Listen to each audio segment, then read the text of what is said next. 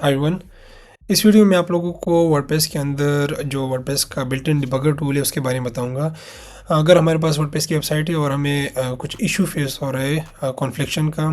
For example अगर हम एक थीम इंस्टॉल करते हैं जो कि आउटडेटेड थीम है, उसका पीएचपी जो है आउटडेटेड है, जिसकी वजह से जो है उसकी फंक्शनैलिटीज़ काम नहीं करी या वो कॉन्फ्लिक्ट कर रहा है डिफरेंट प्लगइन्स के साथ, या हमने कोई ऐसा प्लगइन या कोई ऐसी फंक्शनलिटी वेबसाइट के अंदर ऐड की है जो कि ठीक से काम नहीं करी, तो इसके लिए लकीली हमारे पास वर्डप्रेस के अंदर एक बिल्ट इन टूल है डिबगर का, जो कि हम एक्टिवेट कर सकते हैं। और इससे ये होगा कि हमें वो जितनी भी हमारे वेबसाइट के अंदर पीएचपी की एरर्स होगी वो हमें सारी शो करेंगी कि इस प्लगइन के अंदर ये इश्यूज़ है। वो हमें वार्निंग्स भी शो करेगा कि इस प्लगइन के अंदर ये वाला जो कोड है वो आउटडेटेड है, जो कि लेटेस्ट नहीं है।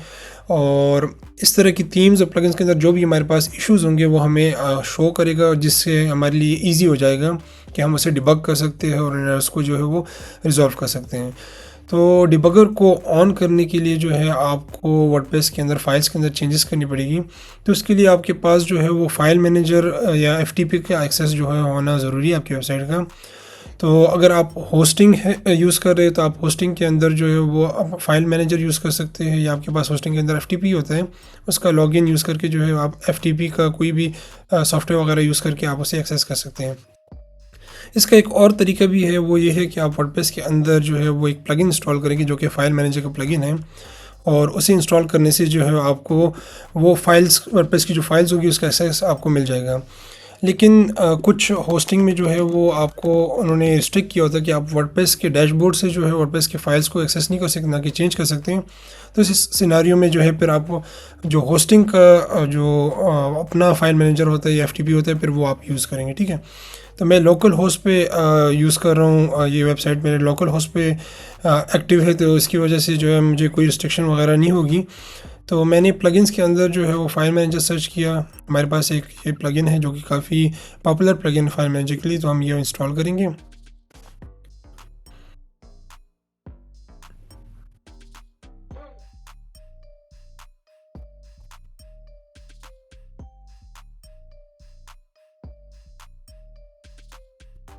ठीक है, तो अभी फाइल मैनेजर जो है हमारे पास इंस्टॉल हो गया।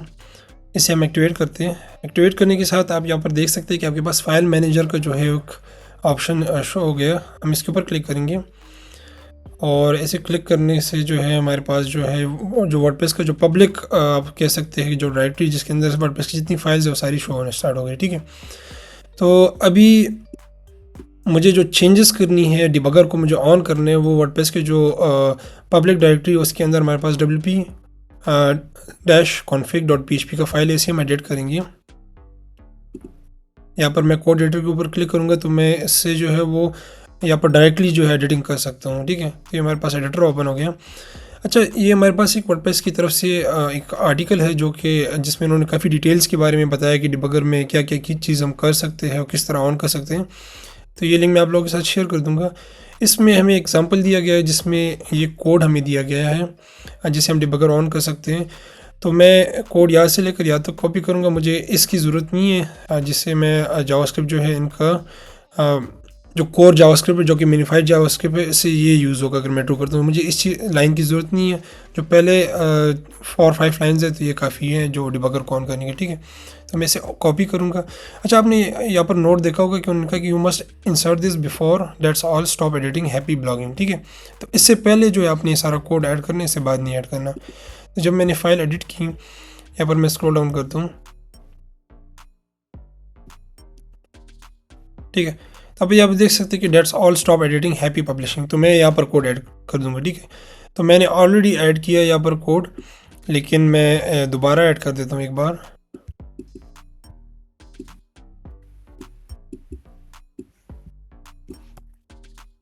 ठीक है, तो आपको कुछ इस तरह का शो होगा। अगर आपके WP कॉन्फ़िग फाइल में डिबगर का कोई भी वेरिएबल असाइन नहीं है तो आपको कुछ इस तरह शो होगा। तो आपने इस तरह करना है कि वो कॉपी करके यहाँ पर पेस्ट कर देना है।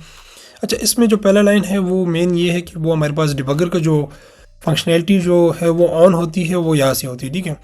तो आपने इनेबल डिबगर मोड के डिफाइन WP डिबग, अगर आपके WP कॉन्फ़िग में पहले से डिफाइन है लेकिन फॉल्स है यहाँ पर, तो आपने सिंपली उसे ट्रू कर देना है, ठीक है। उसके बाद जो दूसरा लाइन है वो ये है कि अगर हम इसे ट्रू करते हैं डिबग लॉग को, तो क्या करेगा कि WP content slash debug dot log का एक फ़ाइल क्रिएट करेगा WP कंटेंट के फोल्डर के अंदर, और इसके अंदर जितनी भी हमारे पास एरर्स होंगे, जिसको डिबग का जो लॉग होगा वो सारा जो है उसके अंदर स्टोर होगा, ठीक है। और तीसरा ये है कि हम disable display of errors and warnings. इससे ये होगा, अगर मैं इसे फॉल्स करता हूँ और इसे मैं ज़ीरो रखता हूँ, तो जो फ्रंट एंड है, जो कि हमारे पास होम पेज हो गया, जो फ्रंट पे हमें शो हो रहा है अपना वेबसाइट, तो हमें वहाँ पर एरर्स शो नहीं होंगी। तो कुछ लोग नहीं चाहते कि वो जो नॉर्मल विजिटर्स है उन्हें भी एरर शो हो, तो वो इसे ऑफ़ कर देते हैं और फिर डिबग लॉग जो बनता है उसके लॉग से जो है वो देखते हैं कि कौन से एरर हमारे वेबसाइट के अंदर है।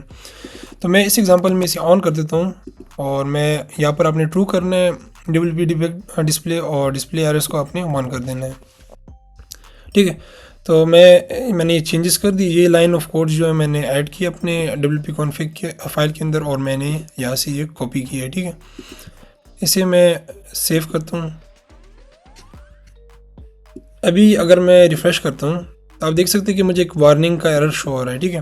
तो ये एरर मैंने खुद जनरेट किया है एग्जांपल के लिए। यहाँ पर आप देख सकते हैं कि ये warning, this is a sample warning, मैंने टेक्स्ट लिखा है इसके अंदर। और ये जो है हमारे पास किस फाइल के अंदर है, ये हमारे पास जो है वो थीम्स एस्ट्रा के अंदर, एस्ट्रा थीम के अंदर हमारे पास function.php फाइल के अंदर है, और 188 लाइन में। तो इसने मुझे एरर का भी बताया कि किस टाइप का एरर है। ये तो मैंने खुद एग्जांपल में एक उन्होंने मैंने मैसेज दिए तो वो शो कर रहा है, ठीक है। उसके बाद मुझे पाथ दे रहा है जो फाइल के अंदर है, और मुझे लाइन ऑफ कोड भी, जो कोड का लाइन है वो भी मुझे दे रहा है कि इस लाइन पे जो ये वाला कोड है ये मसला बना रहा है, ठीक है। तो इस तरह करके जो है फिर मैं, अगर मसलन मैं जाऊँ तो मैं क्या करूँगा कि मुझे अभी मिल गया कि कहाँ पर इशू आ रहे हैं। तो मैं जाता हूँ WP कंटेंट के अंदर, थीम्स में, एस्ट्रा में, और एस्ट्रा में जो है वो function.php फाइल, इसको मैं एडिट करूँगा। यहाँ पर जो है इन्होंने लाइन नंबर कौन सा बताया है, 188। तो आप देख सकते हैं कि 188 ये वाला लाइन जो कोड है ये मुझे वार्निंग जनरेट कर रहे हैं। तो ये मैंने सैम्पल के लिए वार्निंग जनरेट की है, मैं इसे रिमूव करता हूँ, सेव एंड क्लोज कर देता हूँ। अभी अगर मैं रिफ़्रेश करूँगा तो ये रिमूव हो गया, ठीक है ना। तो रिफ़्रेश होने से रिमूव हो गए। और अगर मैं आपको डिबग का जो ये उन्होंने जो हमने ये लाइन लिखा था डिबग का लॉग जनरेट करना, वो हमारे पास WP कंटेंट के अंदर है। तो लॉग को देखने के लिए मैं क्या करूँगा, WP कंटेंट में जाऊँगा। यहाँ पर आप देख सकते हैं कि डिबग डॉट लॉग के नाम से हमारे पास एक फ़ाइल जनरेट हुई है। अगर मैं इसे कोड एडिटर से ओपन करता हूँ तो आप देख सकते हैं कि यहाँ पर जितनी भी लॉग्स थे वो सारे लॉग्स जो यहाँ पर एंटर हो गए कि कौन से फाइल में क्या क्या इश्यूज़ थी। तो वही सेम वार्निंग जो है आप देख सकते हैं कि यहाँ पर मुझे शो हो रही है, जो कि मुझे फ्रंट एंड पे शो हो रही थी। तो ये फाइल के अंदर हमारे पास लॉग स्टोर हो जाती हैं। तो इस तरह करके जो है हम अपनी वेबसाइट के अंदर डिबगर को ऑन कर सकते हैं, और मुख्तलिफ जो एरर्स है, वार्निंग्स है, और देख सकते हैं कि किस चीज़ की वजह से मेरी वेबसाइट के अंदर इश्यूज़ आ रही है। तो उस तरह हम डिबग करके उसे फिक्स कर सकते हैं।